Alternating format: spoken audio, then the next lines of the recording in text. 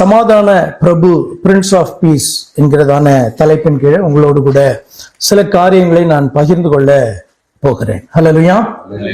சமாதான பிரபு என்று சொன்னால் சமாதானத்தை உண்டு பண்ணுகிறவர், சமாதானத்திற்கு காரணமாய் இருக்கிறவர், சமாதானத்தின் தேவன். ரொம்ப ஸ்பெசிபிக்கா சொல்லணும்னா அவர் இல்லைன்னா சமாதானம் இல்லை என்று சொல்லி அர்த்தம்.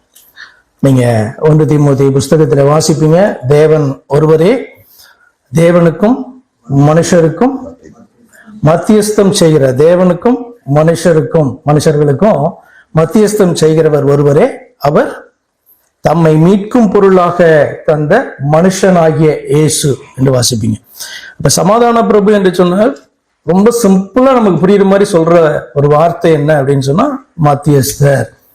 தேவனுக்கும் நமக்கும் காணப்பட்ட அந்த பகையை நீக்கும்படியாக தேவன் இந்த பூமியிலே மனிதனாக வெளிப்பட்டதுதான் சமாதான பிரபு என்கிற வார்த்தையினுடைய அர்த்தம். ஏசாயா 9:6.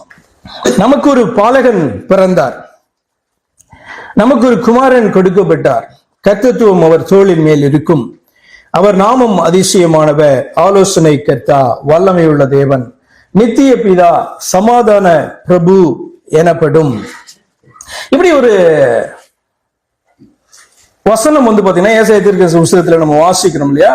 அப்ப தேவன் மனிதனாக வெளிப்பட்டதற்கு முக்கியமான ஒரு காரணம் என்னன்னா, தன்னுடைய ஜனத்தோடு கூட சமாதானத்தை உண்டாக்கும்படியாய், அல்லது ஆரம்பத்துல நான் சொன்னது போல சிம்பிளா சொல்லணும்னா மத்தியஸ்தத்தை உண்டாக்கும்படியாக, சமாதானத்தை உண்டாக்கும்படியாக, தன்னுடைய ஜனங்களை ஏற்றுக்கொள்ளும்படியாக என்று இந்த வார்த்தை பாத்தீங்கன்னா அவரை குறித்துதான ஒரு அந்த செயலின் மூலமாக காணப்படுகிறதான ஒரு பெயர் தான் இந்த சமாதான பிரபு என்கிறதான வார்த்தை.